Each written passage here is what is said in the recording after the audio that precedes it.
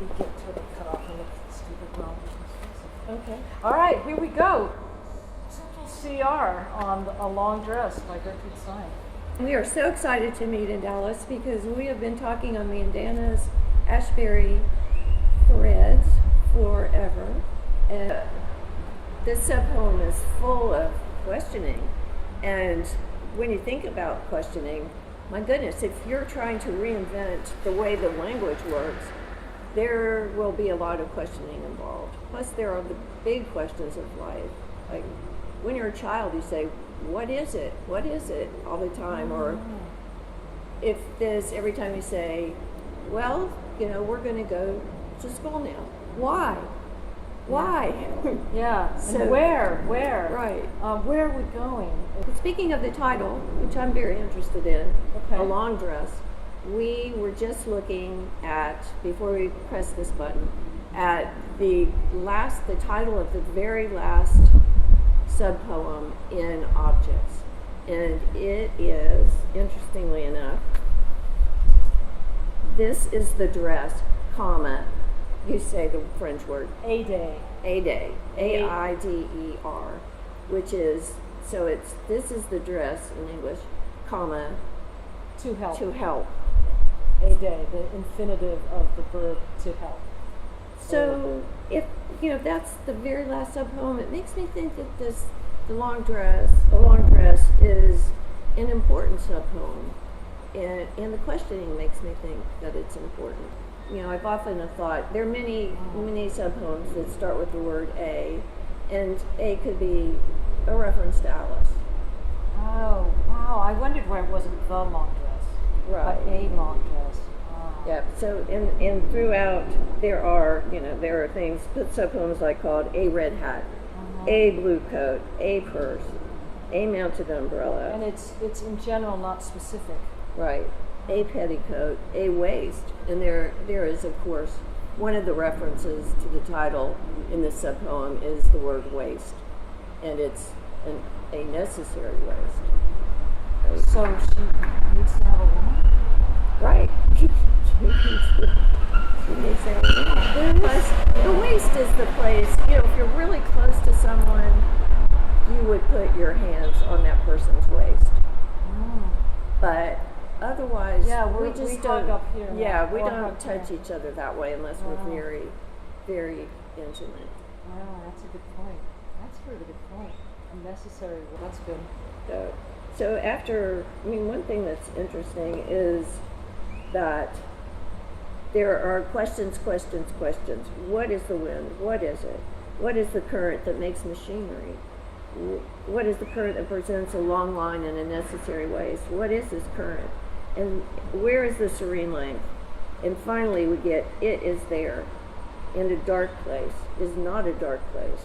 And I remember your sister-in-law said, well, this poem seems dark. What did she say about it? Well, my mother-in-law then went farther in there. She said that's death. Did she? Where is the serene length? It's like being laid out in a coffin. It is there. That's the serene place, isn't death. But a dark place is not a dark place. Interesting. Yeah. And you know what she also said about the wind was that it's maybe more ethereal. This is this is an 88-year-old woman who's basically lost most of her short-term memory. She said this top thing was about domestic life, then what is the wind takes it to this upper level, this planetary place. Wow. Yeah. What a cool mother-in-law. And then the last one, of course, is the ultimate, where we're all headed. Yeah, outside of the earthly experience. Yeah, that's cool. That blew me away. Yeah, I've thought about a dark place that is not a dark place.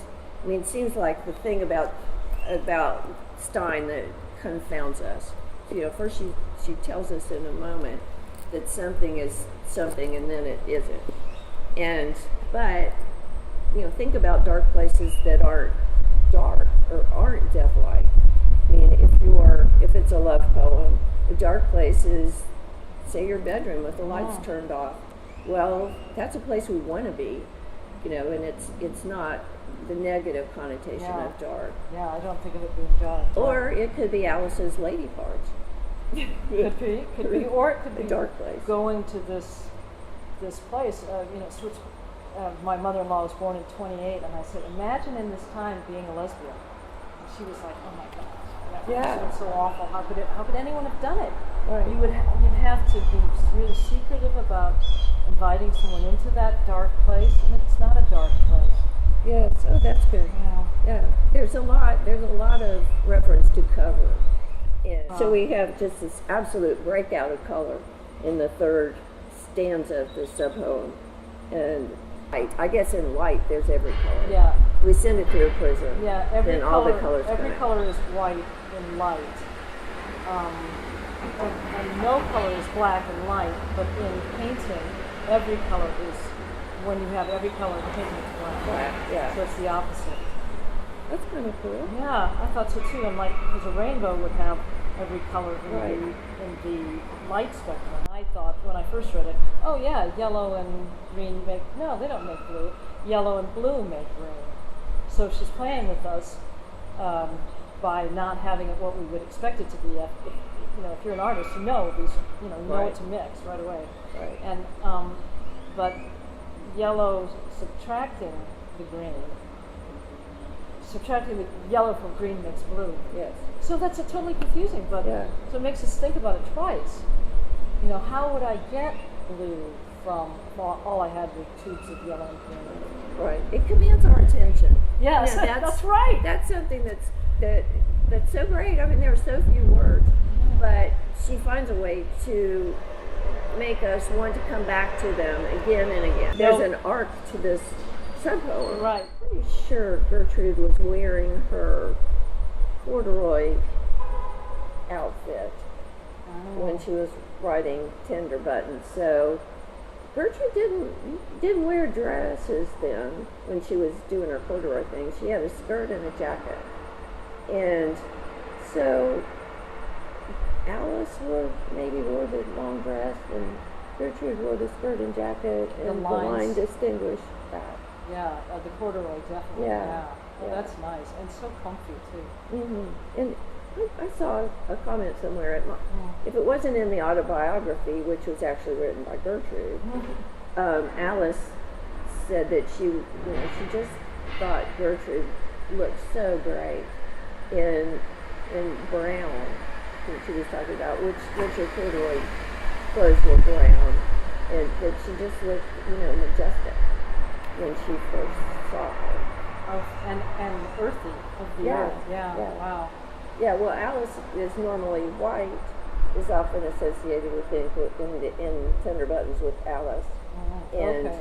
dirt and mud and brown is Gertrude. Oh, I didn't know. I was trying to explain to somebody why it's worth doing this, and in a lot of ways, we love the satisfaction of figuring it out, like my mother-in-law going, the current, well, that's electricity. Yeah, to figure the answer gives you this satisfaction. But the cool thing about poetry, and especially poetry that has this kind of layering built into it, is that there's always something more to discover. It's not, it's like tantric sex. You're putting it out, for long out into the future, and so it's enjoyable for a long time. It's not just, oh yeah, got it. Oh, pleasure. Right, on to the move next on. thing. Yeah. Right. I don't have to ever read this again. Right. Yeah. It's continuous discovery. Kind of like the continuous present. Yeah.